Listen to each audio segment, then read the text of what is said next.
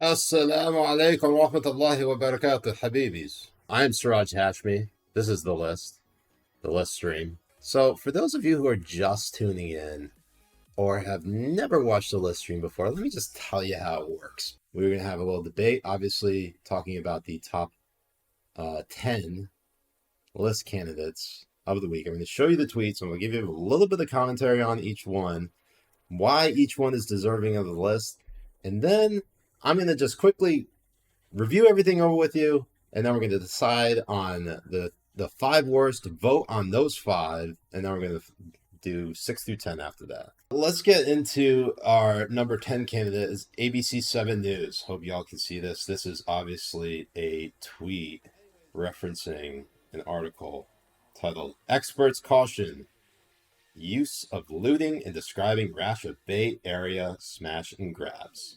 Here he is, a little buddy. He is here. Hey, bud.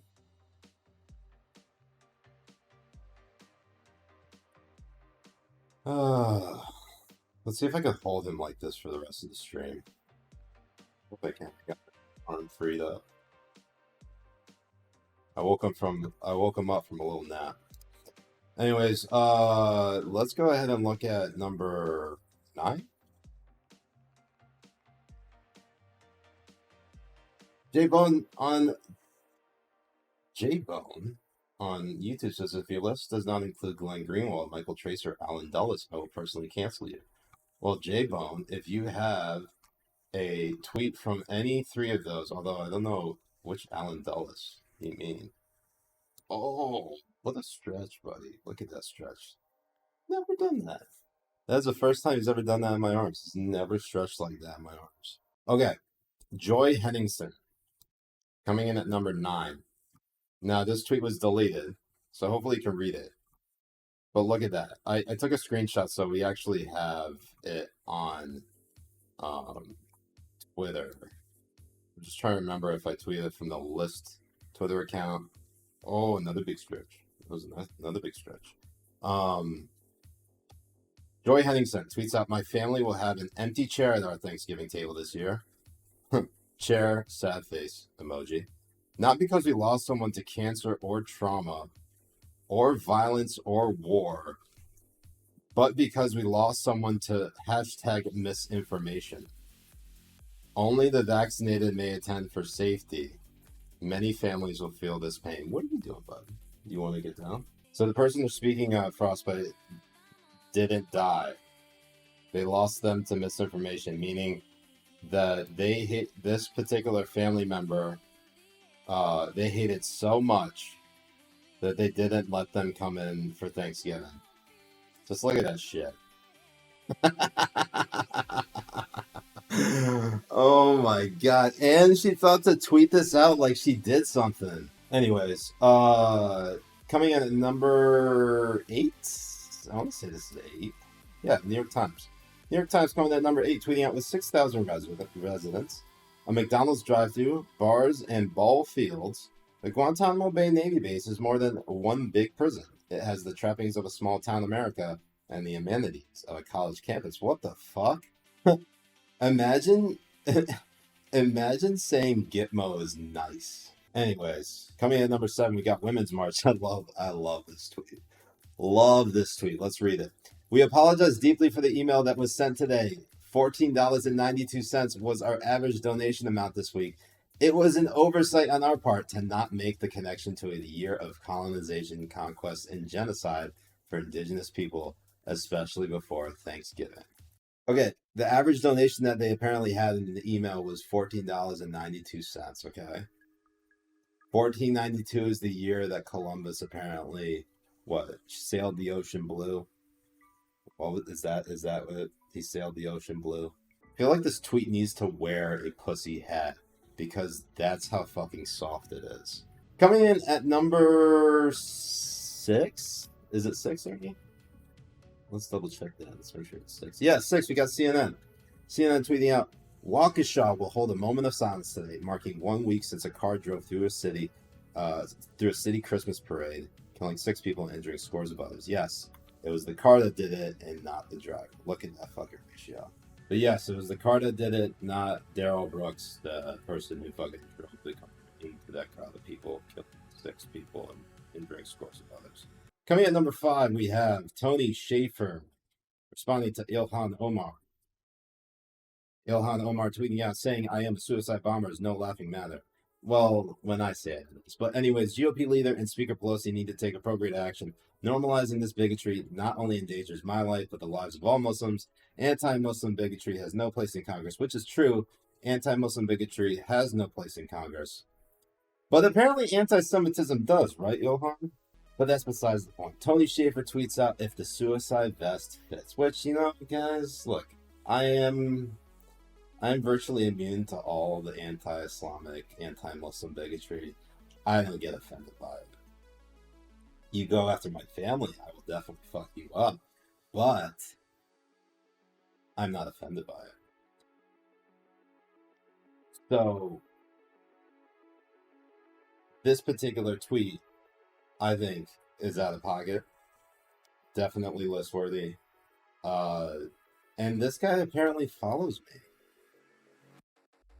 Did he not learn anything while following me? I mean, I don't have to explain this shit to anyone. Everybody knows this is a fucked up tweet. Coming at number 4, we have Twitter safety because of this bullshit tweet right here. Oh, you want to listen? Yeah, he's ready. He's got the salt licks ready. Twitter safety tweets out beginning today. We will not allow the sharing of private media, whatever the fuck that means, such as images or videos of private individuals without their consent. That could be literally anyone under the sun. Publishing people's private info is also prohibited under the policy. Well, yeah, that's a no-brainer. You don't want to share anyone's number or address, as it's threatening or incentivizing others to do so. Number 3, Brian Stelter, Mr. Brain Stelter, Mr. Potato Head, as some like to call him.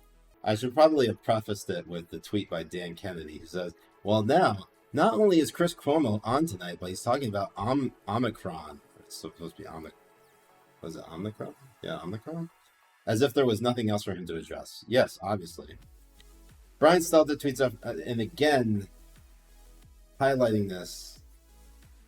For what it's worth, Chris Cuomo said this will be my final word on it, and he hasn't addressed the matter on TV ever since. Just incredible. In-fucking-credible, guys. In-fucking-credible. Can you think of any person who spins? Can you think of anyone who does as much spin for their own company? This man is literally the ombudsman without being an ombudsman. Coming in at number 2, we have Claire Lehman, or Lemon. Claire Lemon tweets, she's responding to Zuby. Zuby Music says, "I honestly feel like we are in a..." Actually, let's just go to the actual. All right, so Zuby tweets out, "I honestly feel like we are in a spiritual battle between good and evil, and a lot of people are choosing the side of evil because it's easier." To which Claire Lemon tweets out, "This is what ISIS thinks too. It doesn't make you special," which is a weird take. Because even if you're on the side of, even if you believe you're fighting for a righteous cause, a noble, correct cause, not anyone with half a brain cell would be like, "Oh, that's what ISIS does too." Look at the level of lockdowns that are in Australia versus the lockdowns here. People, man. Twitter rots some people's brains, some faster than others, and Claire seems to have her brain honestly completely rotted out.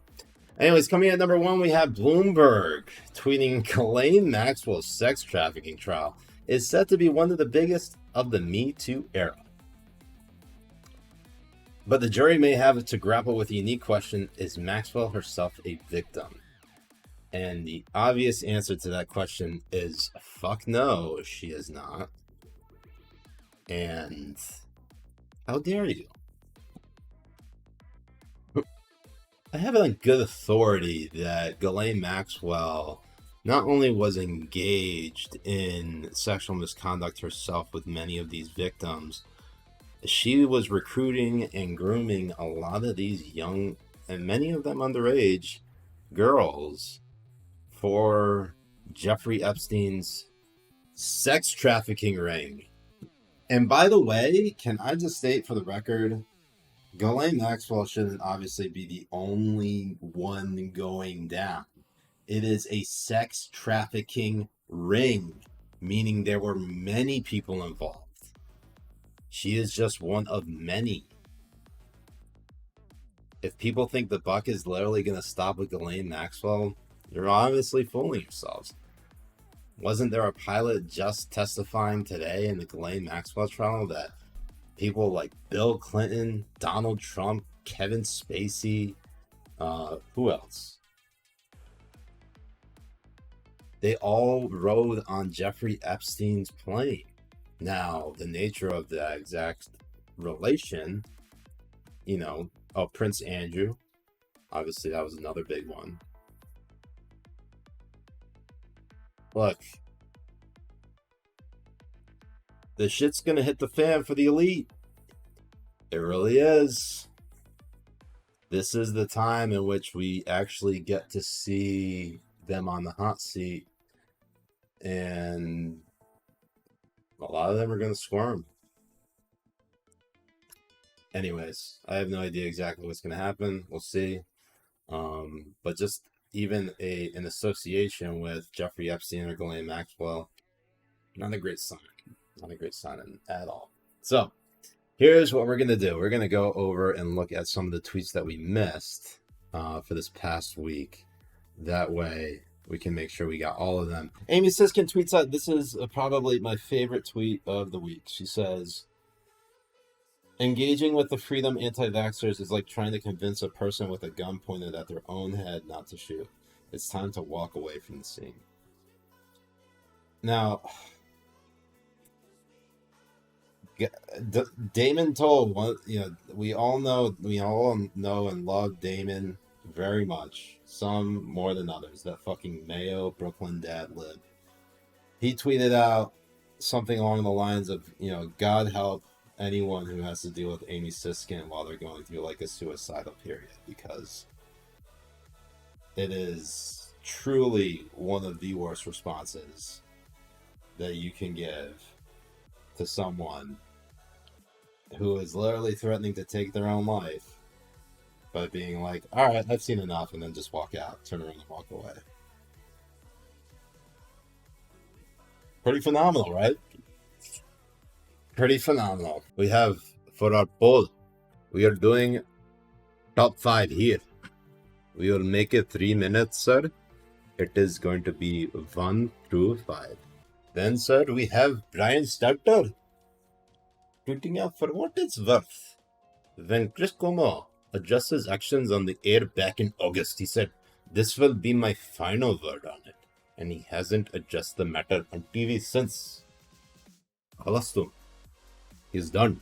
Now, Ian, he is wildly unhinged. Again, ranked choice voting, so 1 through 5. These are the top 5 right here. So whichever ones you think are the worst, you vote the most for. All right. He uses channel points, he uses bits, whatever it may be. Okay? Candidate number 1, Bloomberg, tweeting out, Ghislaine Maxwell, sex trafficking trial is said to be one of the biggest of the Me Too era, but the jury may have to grapple with a unique question. Is Maxwell herself a victim? Is she a victim? Amy Siskin tweets out, engaging with the freedom anti-vaxxers is like trying to convince a person with a gun pointed at their own head not to shoot. It's time to walk away from the scene. Claire Lehman tweets out one graph which explains American anti-Australianism.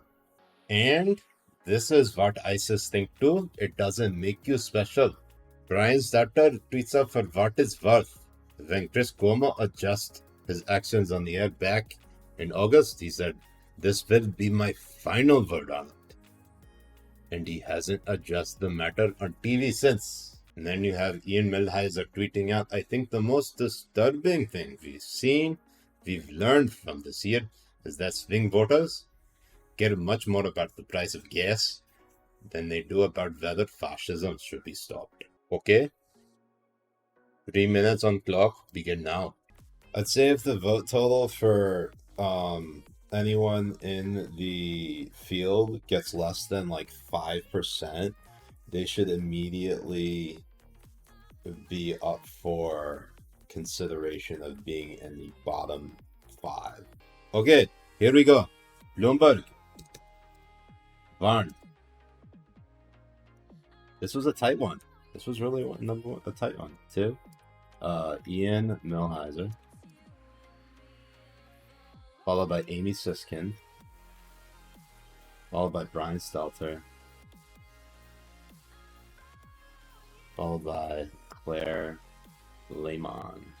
Now, as Claire Lemon did not get high enough, more than 5%, she's going to be, we're going to do another poll, but we're going to make this 5 through 9. All right, you know what I'm going to do? I'm going to make an executive decision. Claire Lemon's tweet, not nearly as bad. Washington Post, I think, is worse. The Washington Post. Here's what we know so far on the sequence of events that led to Waukesha tragedy caused by SUV. SUV? SUV. Joy Henningsen, MD. Tweets out, my family will have an empty chair at our Thanksgiving table this year.